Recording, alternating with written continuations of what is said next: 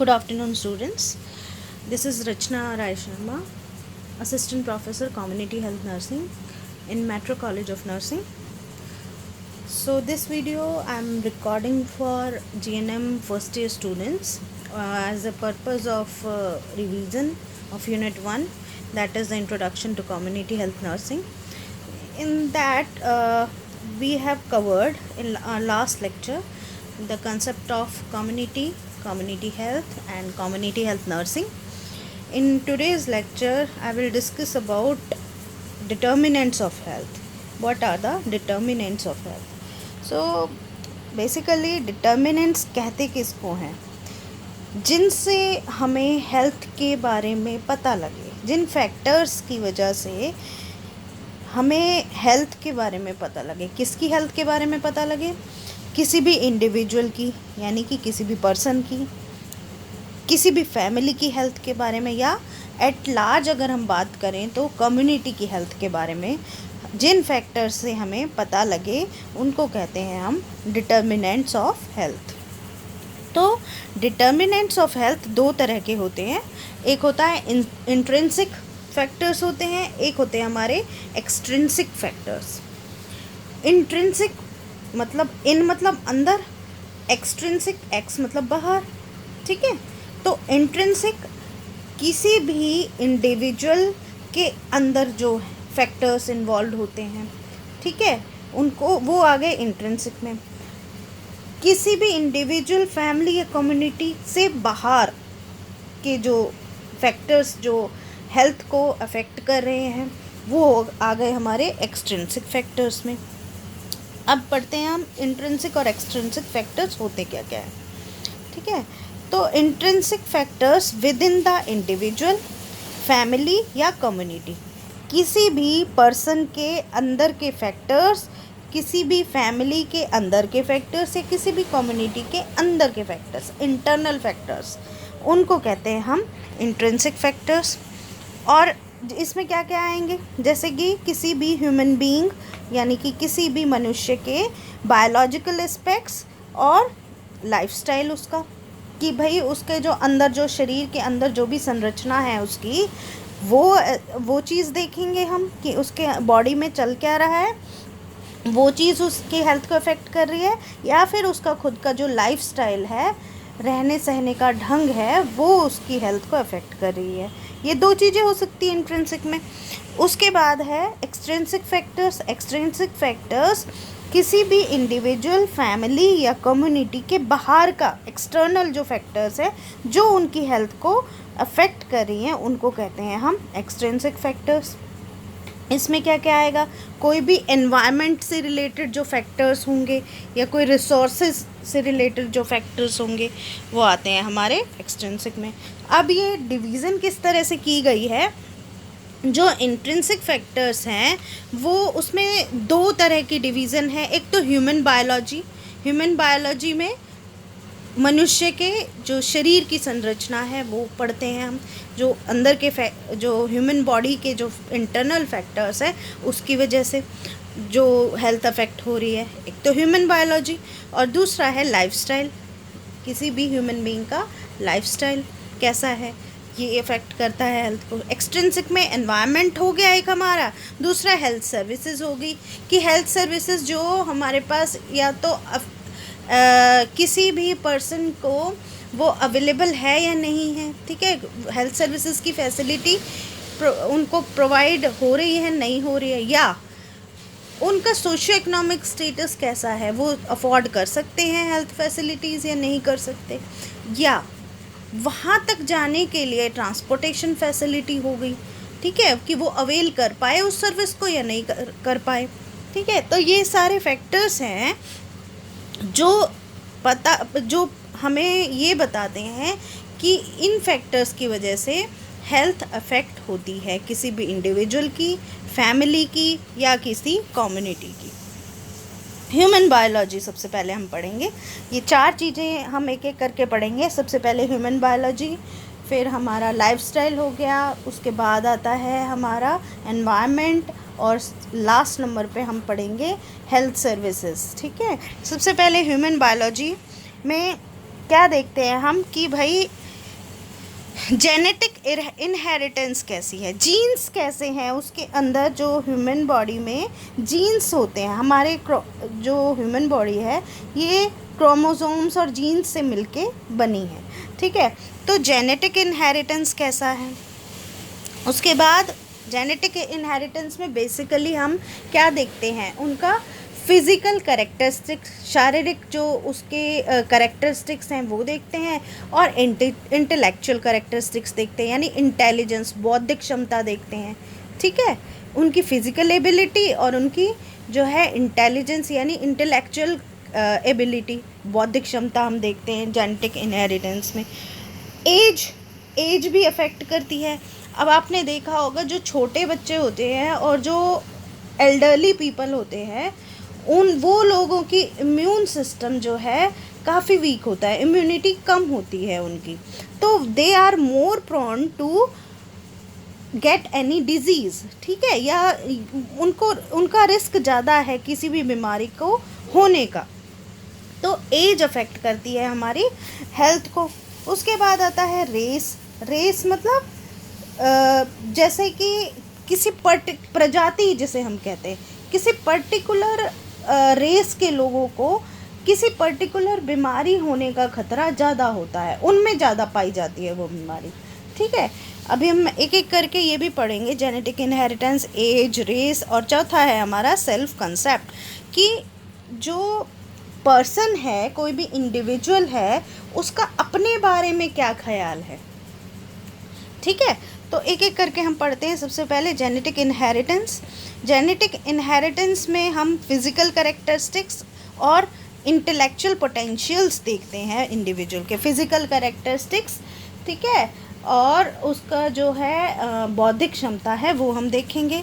उसके बाद है एज में मैंने अभी एग्जांपल दिया आपको कि छोटे बच्चे ज़्यादा रिस्क पे हैं, छोटे बच्चे और एल्डरली पीपल ज़्यादा रिस्क पे है। उसके अलावा जो ये एज के अकॉर्डिंग हो गई ना बात, कि जो छोटे बच्चे होते हैं और एल्डरली पीपल होते हैं उनका इम्यून सिस्टम कमज़ोर होता है, तो वो इसलिए उनको खतरा ज़्यादा होता है कोई भी डिज़ीज़ होने का। उसके बाद है रेशियल फैक्टर्स यानी रेस मतलब कोई भी प्रजाति। तो एक एग्जाम्पल दिया हुआ है कि जो अफ्रीका के लोग होते हैं उनमें सिकल सेल एनीमिया, ये एक एनीमिया का टाइप होता है, सिकल सेल एनीमिया, ठीक है। तो उनको सिकल सेल एनीमिया होने उनमें बहुत ज़्यादा कॉमन है, ठीक है, उनमें पाया जाता है ज़्यादातर ये, ठीक है। तो it affects health because of different culture, values and.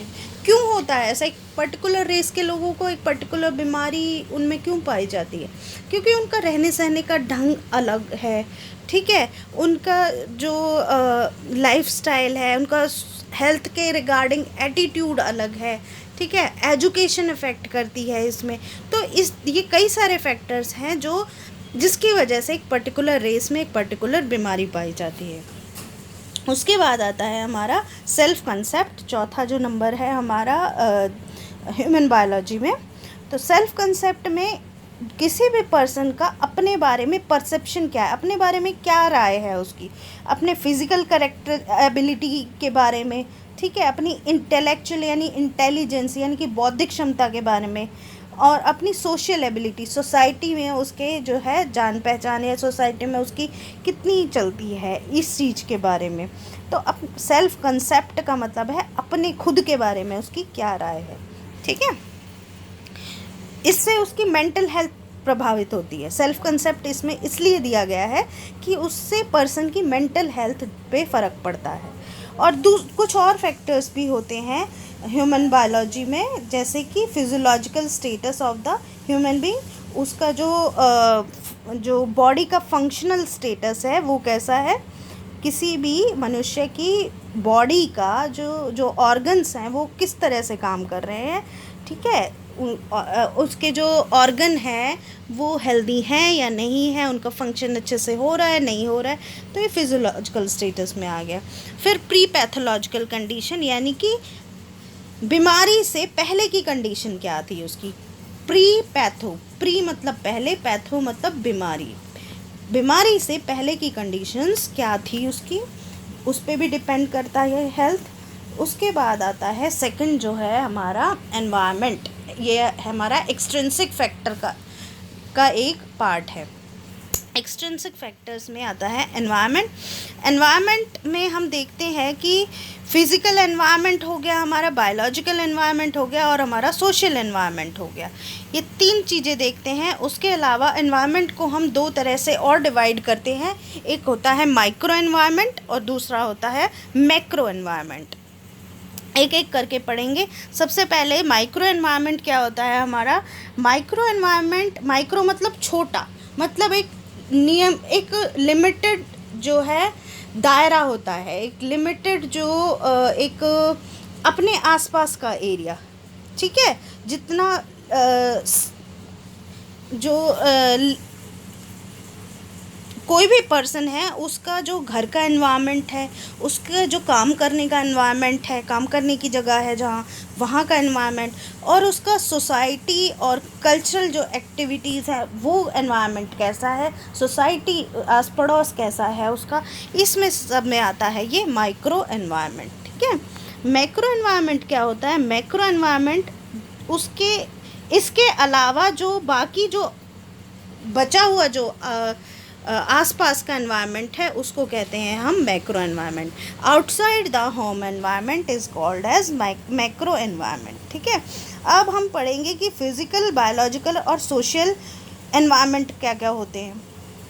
तो फिज़िकल एनवायरनमेंट क्या हो गया हमारा, कि हमारा घर का स्ट्रक्चर क्या है। हमारे पहले तो हमारे घर की लोकेशन कहाँ है, हम कहाँ रहते हैं, फिर हमारा घर कैसे बना हुआ है, कच्चा है, पक्का है, ठीक है, हम रेंट पे रहते हैं, हम अपने खुद के घर में रहते हैं, या जो है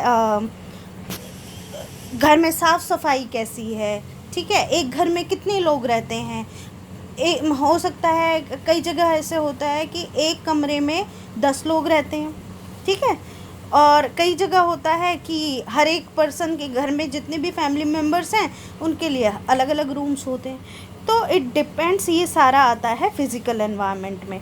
उसके बाद है बायोलॉजिकल एनवायरनमेंट। बायोलॉजिकल एनवायरनमेंट में जितने भी हमारे प्लांट्स हो गए, एनिमल हो गए, ठीक है, जितने भी हमारे जो जीवित चीज़ें हैं एनवायरनमेंट में, वो हमारी हेल्थ को कैसे अफेक्ट करती है। अब इसमें वायरस, बैक्टीरिया, ये सारे इसी में आएंगे बायोलॉजिकल एनवायरनमेंट में। ठीक है।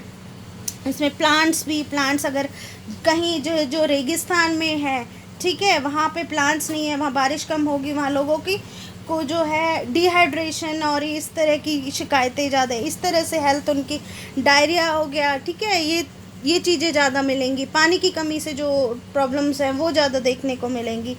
और जहाँ पे बाढ़ ज़्यादा आती है वहाँ पे दूसरी तरह की बीमारियाँ मिलेंगी। ठीक है। एनिमल किंगडम जैसे कि कई पेट से जो है हमें वो होते हैं, बीमारियाँ हो जाती हैं रोडेंट्स की वजह से। कहीं किसी के घर में या किसी के आस पड़ोस में जो है सांप ज़्यादा निकलते हैं, या कहीं चूहे ज़्यादा पाए जाते हैं, उनसे जो बीमारी फैल रही है, मक्खी, मच्छर, ठीक है, इस तरह से ये सारे हमारे बायोलॉजिकल एनवायरनमेंट में आ गए। और जो फिज़िकल एनवायरनमेंट है उससे हेल्थ कैसे अफेक्ट होती है कि घर जितना अच्छे से बना होगा, खुला होगा, वेंटिलेशन होगी, अच्छी लोकेशन पे होगा, वो और सबको एक पर्सनल स्पेस मिलेगा, ठीक है, तो मतलब सैनिटेशन होगा घर में, ठीक है, तो उसमें क्या होगा, हेल्थ जो है अच्छी रहेगी, लोगों का हेल्थ स्टेटस अच्छा होगा। जबकि जहाँ पे गंदगी होगी, आस पड़ोस में गंदगी होगी, नालियाँ बह रही हैं, पानी इकट्ठा हो रहा है, घर में इधर उधर गंदगी फैली हुई है, एक कमरा है, एक कमरे में ही किचन है, उसमें ही 5-6 लोग रह रहे हैं, वहीं पे टॉयलेट फैसिलिटी नहीं, कोई खुले में जो है टॉयलेट जो है लोग करते हैं, उसके बाद ये चीज़ें अफेक्ट करती हैं हमारी हेल्थ को। तो उसके बाद आता है हमारा सोशल एनवायरनमेंट। सोशल एनवायरनमेंट, इसमें हमारे जो सोशियो कल्चरल इवेंट्स हैं, सोशल इंस्टीट्यूशंस हैं, दूसरे लोग हैं सोसाइटी के, उनके रिलीजियस बिलीफ हैं, ठीक है, और रिलीजियस बिलीफ, धार्मिक जो मान्यताएं हैं, मॉरल हैं उनके, एथिकल वैल्यूज़ हैं उनकी, सोशल रूल है उनके, रेगुलेशंस हैं, ये सारे जो सोसाइटी से रिलेटेड जितनी भी चीज़ें हैं ये सारा सोशल एनवायरनमेंट में आता है। ठीक है, तो ये सोशियो इकोनॉमिक सपोर्ट सिस्टम इसको प्रभावित करता है हमारी हेल्थ को, कि किस तरीके से हम किस तरह की सोसाइटी में रह रहे हैं। रूरल कम्युनिटी की सोसाइटी का देखा जाए तो वहाँ के कल्चर, वहाँ के नॉर्म्स, वहाँ की मान्यताएं, वहाँ की धार्मिक वो अलग हैं। ठीक है, और अर्बन एरियाज़ में देखोगे तो वहाँ टोटली डिफरेंट तरीके से सारी चीज़ें मनाई जाती हैं। त्यौहार हो गए, आपकी शादियाँ हो गई। और दूसरा, सोसाइटी में हमारा जो आता है, हमारा आस पड़ोस भी आ गया। ठीक है, आस पड़ोस वाले हमारे किस तरीके के हैं, एक दूसरे की हेल्प करते हैं, नहीं करते हैं। अगर किसी की जो है हेल्थ ख़राब हो गई, अब आप रूरल एरियाज़ में देखिए तो अगर किसी की हेल्थ ख़राब हुई है तो कोई भी, चाहे गांव में कोई भी है, किसी की भी हेल्प आप लोगे वो आपकी हेल्प करेगा। ठीक है, और आपको जो है, अगर मान लीजिए देखिए कोई बहुत लंबे टाइम से क्रॉनिक किसी को बीमारी है, ठीक है, और कैंसर है किसी को, तो लोग पूछने आते हैं, आस पड़ोस के लोग पूछने आते हैं, देखने आते हैं, उन कोई हेल्प की ज़रूरत है तो वो करते हैं। तो इससे लोगों की मेंटल हेल्थ पे भी फ़र्क पड़ता है, उन्हें एक सपोर्ट मिलता है। लेकिन अर्बन एरियाज़ में आप देखोगे, आप एक घर से दूसरे घर के लोगों को ये नहीं पता होता है कि दूसरे घर में चल क्या रहा है, कौन बीमार है, कौन मर गया है, कुछ नहीं पता होता है लोगों को। They are not emotionally connected with each other, और इसका फ़र्क लोगों की मेंटल हेल्थ पे पड़ता है। ठीक है, उसके बाद है all these components of environment are interrelated and environment is considered as a whole. ये जो सारे एनवायरनमेंट से रिलेटेड मैंने आपको टाइप बताए हैं, ये सारे एक दूसरे से इंटर रिलेटेड और इंटर कनेक्टेड होते हैं। ठीक है, तो उसके बाद है लाइफस्टाइल। लाइफस्टाइल एक इंट्रिंसिक फैक्टर है हेल्थ का, हेल्थ डिटर्मिनेंट्स का इंट्रिंसिक फैक्टर है। तो लाइफस्टाइल में हम क्या देखते हैं कि लोगों की किसी पर्टिकुलर चीज़ के बारे में, वे ऑफ लिविंग, रहने सहने के बारे में उनकी नॉलेज क्या है, उनका एटीट्यूड क्या है, क्या सोचते हैं वो, और उनकी प्रैक्टिस, और वो क्या एक्चुअल में करते हैं। ठीक है, अब मान लीजिए एक एग्जांपल देती हूँ नॉलेज, एटीट्यूड और प्रैक्टिस का वे ऑफ लिविंग में। स्मोकिंग, लोग अभी किसी कॉलेज स्टूडेंट से आप पूछो कि वो स्मोकिंग के बारे में उनकी नॉलेज क्या है। ठीक है, फिर उनसे पूछो कि वो क्या सोचते हैं कि स्मोकिंग करना अच्छी बात है, बुरी बात है, करनी चाहिए, इससे क्या बीमारियां हो सकती है, नहीं हो सकती है, क्यों करनी चाहिए तो क्यों नहीं करनी चाहिए, अगर नहीं करनी चाहिए तो। ठीक है, उनका एटीट्यूड क्या है, और प्रैक्टिस, क्या वो स्मोकिंग करते हैं खुद। ठीक है, तो ये आ गया हमारा प्रैक्टिस में। तो लाइफस्टाइल का मतलब है कि लोगों का रहने का तरीका रिफ्लेक्ट होता है उनकी नॉलेज में। कैसे पता लगता है लोगों के रहने का तरीका? उनकी नॉलेज कितनी है, उनका एटीट्यूड क्या है उस बारे में, और वो क्या प्रैक्टिस करते हैं, क्या वो एक्चुअल में करते हैं। ठीक है, उसके बाद इसमें हम लाइफस्टाइल को हम दो तरीके से जो है देख सकते हैं, पता कर सकते हैं कि एक तो होता है फॉर्मल एजुकेशन के थ्रू हमारा लाइफस्टाइल कैसा बन गया, और एक इनफॉर्मल एजुकेशन के थ्रू हमने अपना लाइफस्टाइल कैसा बनाया हुआ है। अब फॉर्मल एजुकेशन क्या होती है? फॉर्मल एजुकेशन वो होती है जो हम स्कूल और कॉलेजेस में लेते हैं, डिग्रीज़ जो हम लेते हैं। ठीक है, जो हम स्कूल जाते हैं, पढ़ते हैं, एग्ज़ाम्स देते हैं, पास होते हैं, फेल होते हैं, ये होती है हमारी फॉर्मल एजुकेशन। इनफॉर्मल एजुकेशन होती है जो हम सोसाइटी से लेते हैं, जब हम सोशली लोगों से सामाजिक रूप से इंटरेक्शन करते हैं। ठीक है, तो वो होती है हमारी इनफॉर्मल एजुकेशन। जैसे हम घर में क्या सीखते हैं, अपने पेरेंट्स से, अपने भाई बहनों से, अपने दोस्तों से, अपने पड़ोसियों से, अपने रिश्तेदारों से, या फिर मास मीडिया के थ्रू। ठीक है, मास मीडिया में आ गया हमारा टीवी, न्यूज़, एडवर्टीज़मेंट्स, या न्यूज़पेपर्स, रेडियो, ये मास मीडिया में आ गया। उसके बाद है फॉर्मल एजुकेशन होती है हमारी, जो हम स्कूल और कॉलेजेस में लेते हैं। तो जब हमें किसी चीज़ के बारे में पता होगा कि ये लाइफस्टाइल अपनाने से हमारा क्या नुकसान है, हमारा क्या फ़ायदा है, ठीक है, या तो हमें ये इनफॉर्मल एजुकेशन से पता लगेगा या फॉर्मल एजुकेशन से पता लगेगा। हमें कितना सोना चाहिए, हमें एक्सरसाइज करनी चाहिए, नहीं करनी चाहिए, हमें कब सोना चाहिए, कब नहीं सोना चाहिए, हमें क्या खाना चाहिए, क्या नहीं खाना चाहिए, हमें कब खाना चाहिए, क्या क्या टाइम होते हैं, और हमें स्मोकिंग करनी चाहिए, नहीं करनी चाहिए, शराब पीनी चाहिए, नहीं पीनी चाहिए, ठीक है। ये सारी चीज़ें हमारे लाइफस्टाइल में आती हैं। तो हमारी जो डाइटरी हैबिट्स है, हमारी जो एक्टिविटीज़ है, एक्सरसाइजेस का हम करते हैं, ठीक है, इससे हमारी लाइफस्टाइल का पता लगता है। और हमारा लाइफस्टाइल जैसा है, मान लीजिए सीडेंट्री लाइफस्टाइल है, यानी कि कोई काम नहीं है, कोई एक्टिविटी नहीं है, बस खाना, सो जाना, एक जगह बैठ के काम कर लेना, ठीक है, कोई एक्टिविटी नहीं है, कोई वॉकिंग, कोई जॉगिंग, कोई एक्सरसाइज नहीं, तो उन लोगों को अलग तरह की बीमारियां लगेंगी। उनको बोलते हैं हम लाइफस्टाइल रिलेटेड डिजीज़।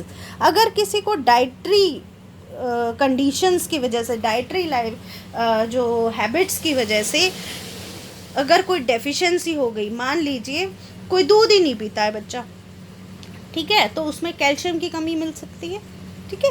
तो अलग अलग तरह के न्यूट्रिशनल डेफिशिएंसी डिसऑर्डर्स उनमें देखने को मिल सकते हैं।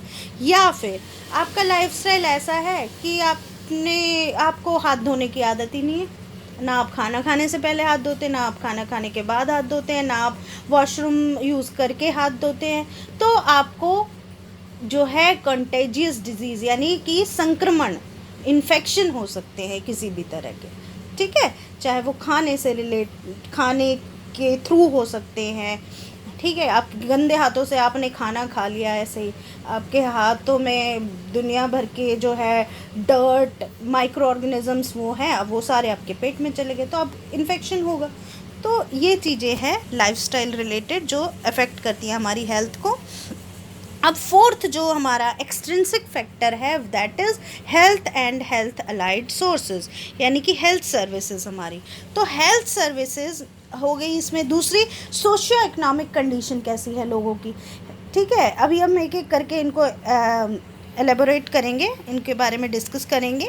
तो एक होगी हमारी हेल्थ सर्विसेज, दूसरी होगी हमारी सोशियो इकोनॉमिक कंडीशन, तीसरा हो गया हमारा पॉलिटिकल सिस्टम, चौथा हो गया हमारा हेल्थ रिलेटेड सर्विसेज।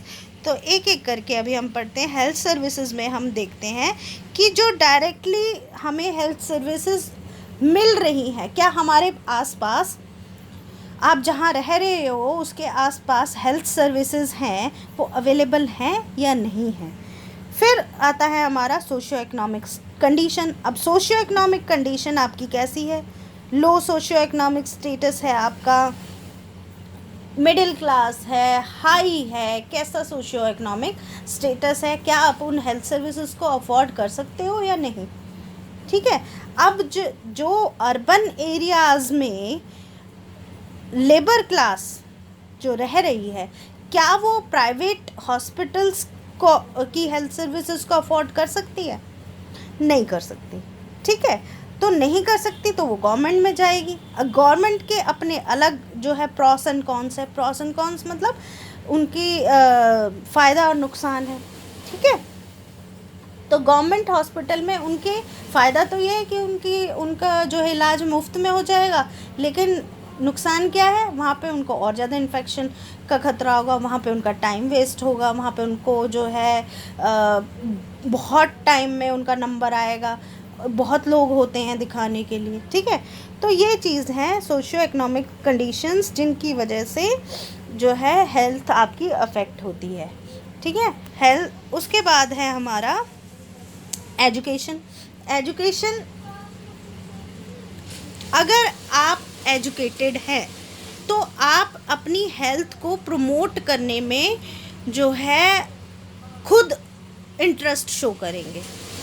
अगर आपको किसी चीज़ के बारे में नॉलेज है, आप एजुकेटेड हैं, अब आपको कोविड-19 के बारे में आपको पता है, ठीक है। दो तरह के लोग ले लीजिए, एक जो अनएजुकेटेड है लोग, एक आप लोग हो गए, ठीक है। आपको कोविड-19 के बारे में मास मीडिया के थ्रू, किसी चीज़ के भी थ्रू आपको पता लग रहा है, ठीक है। आपको पता है कि आपको बार बार हाथ धोने चाहिए, और आपको बाहर जाना है तो मास्क यूज़ करना है, सोशल डिस्टेंसिंग मेंटेन करके रखनी है, ठीक है। ये चीज़ें आपको पता है, लेकिन अगर आप किसी अनएजुकेटेड पर्सन को पूछें तो वो इन चीज़ों को नहीं मानेगा, ठीक है। वो उसको जितनी नॉलेज है, उसको जितना बता दिया जाता है, बस वही होता है, ठीक है। तो एजुकेटेड पर्सन को पता है कि वो अपने पैसे का यूज़ कहाँ करे, अपनी नॉलेज का यूज़ कहाँ करेगा, ठीक है। अगर वो रिच है तो भी, अगर वो पुअर है तो भी, ठीक है। तो ये होगी एजुकेशन का रोल। उसके बाद ऑक्यूपेशन से पता लगता है कि आपका सोर्स ऑफ इनकम क्या है और आपका जो सोशो इकोनॉमिक स्टेटस है वो क्या है, ठीक है। जिस तरह का काम आप करते हो उससे आपकी सोर्स ऑफ इनकम का पता लगता है कि कहाँ से आपकी इनकम आ रही है और कितनी आपकी इनकम। तो it keeps the individual busy and less chance are there to get unhealthy lifestyle. कि अगर आप जो है काम करने में बिज़ी रहेंगे तो आपका ध्यान ही नहीं जाएगा जो गलत लाइफस्टाइल में, और आप अनहेल्दी नहीं होंगे। इसका एक दूसरा पार्ट भी है कि अगर आपका ऑक्यूपेशन ही ऐसा है, आपका काम धंधा ही ऐसा है कि आप अनहेल्दी लाइफस्टाइल की हैबिट आपको हो चुकी है, तो आपके डिजीज़ होने का आपको रिस्क और भी ज़्यादा है, ठीक है। उसके बाद आता है पॉलिटिकल सिस्टम क्यों इम्पॉर्टेंट रोल प्ले करता है हेल्थ स्टेटस का पता करने में, क्योंकि जो हमारे हेल्थ केयर डिलीवरी सिस्टम है वो हमारी मिनिस्ट्रीज़ के अंडर आता है, ठीक है। कि वहाँ पे कौन सी जगह पे हेल्थ फैसिलिटी लोगों को नहीं पहुँच रही है, वहाँ पे पहुँचानी है, ये सारा एक पॉलिटिकल एजेंडा होता है। तो इस तरह से पॉलिटिकल सिस्टम अगर वहाँ पे अच्छा है, पॉलिटिकल सिस्टम वहाँ पे स्ट्रॉन्ग है, वो लोगों तक, रूरल एरियाज़ तक या रिमोट एरियाज़ तक वहाँ हेल्थ सर्विसेज पहुँचाने का काम कर रहे हैं और ऑनेस्टी से कर रहे हैं, ईमानदारी से कर रहे हैं, तो लोगों तक हेल्थ सर्विसेज पहुँचेंगी और लोगों का हेल्थ स्टेटस इम्प्रूव होगा। अगर वहाँ तक हेल्थ सर्विसेज नहीं पहुँच पा रही है, लोगों को कोई ढंग से जानकारी या इन्फॉर्मेशन नहीं दी जा रही है, तो पॉलिटिकल सिस्टम का जो है वो उसकी भी उसका जो पॉलिटिकल सिस्टम है, वहाँ के जो रीजनल जो पॉलिटिशियंस हैं उनकी कमी भी ये हो सकती है। उसके बाद है, और हेल्थ रिलेटेड सर्विसेज क्या क्या आती हैं। हेल्थ रिलेटेड सर्विसेज में जैसे कि हेल्थ एजुकेशन हो गई, फूड एंड एग्रीकल्चर इंडस्ट्रीज़ हो गई, दूसरी तरह की इंडस्ट्रीज़ हो गई, ठीक है। और रूरल और अर्बन डेवलपमेंट कितनी हो रही है, सोशल वेलफेयर डेवलपमेंट कितनी है वहाँ पे, मैन पावर डेवलपमेंट कितनी है, कम्युनिकेशन सिस्टम क्या है वहाँ का, ब्रॉडकास्टिंग और ट्रांसपोर्टेशन अवेलेबिलिटी क्या है वहाँ की। तो ये हेल्थ रिलेटेड सर्विसेज में आता है, ठीक है। अगर फूड एंड एग्रीकल्चर में अगर अच्छा मिलावटी खाना मिला, अच्छा खाना, प्योर खाना नहीं मिलता है, तो वहाँ पे लोग बीमार होंगे, ठीक है।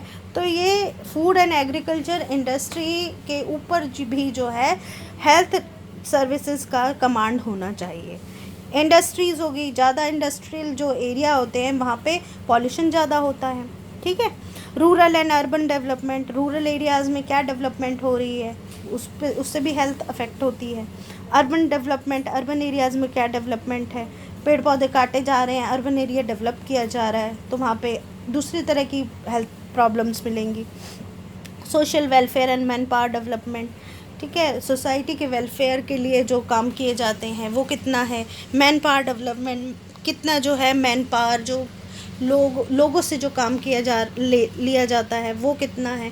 कई जगह होता है कि भाई मशीनरी का काम ज़्यादा लिया जाता है बजाय मैन पावर के, तो लोगों का सोशियो इकोनॉमिक स्टेटस डाउन हो जाता है। उसकी वजह से लोगों को काम धंधा मिलता नहीं है, ठीक है। उससे सोशियो इकोनॉमिक स्टेटस अगर लो है लोगों का तो वो अफोर्ड ही नहीं कर पाएंगे हेल्थ सर्विसेज को, उनके न्यूट्रिशनल डेफिशिएंसी डिसऑर्डर्स मिलेंगे उनमें। Communication and broadcasting and transportation, communication लोगों का तक जो है हेल्थ रिलेटेड चीज़ों का कम्युनिकेशन कैसे हो रहा है सर्विसेज का, और ब्रॉडकास्टिंग किस तरह से की जा रही है रेडियो पे, लोगों को अवेयरनेस कैसे दी जा रही है, नॉलेज कैसे लोगों तक पहुंच रही है, उनको इन्फॉर्मेशन किस तरीके से पहुंच रही है, सोशल मीडिया, टीवी और न्यूज़पेपर या फिर रेडियो किस तरीके से, या होर्डिंग्स लगे हुए हैं, ठीक है।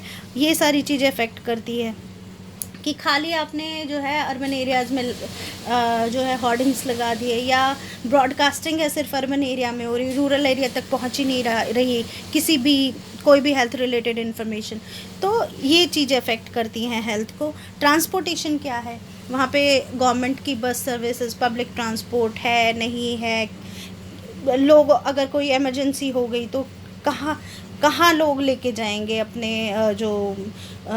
जो भी पर्सन बीमार है उसको कहाँ लेके जाएंगे, कैजुअल्टी को, कोई एक्सीडेंट हो गया मेजर तो कहाँ लेके जाना है, क्या ट्रांसपोर्टेशन सिस्टम है, कैसे लेके जाना है, ठीक है। तो ये सारी चीज़ें हेल्थ को अफेक्ट करती हैं। So this was all about determinants of health. Determinants मतलब वो फैक्टर्स जिनकी वजह से हमें हेल्थ स्टेटस का पता लगता है। अब हेल्थ स्टेटस किसकी हेल्थ स्टेटस का पता लगता है, किसी भी इंडिविजुअल की, फैमिली की या कम्युनिटी की। Okay, so this is all about health determinants. I hope you will understand. If not, you can ask me anytime if any query. Okay, thank you so much.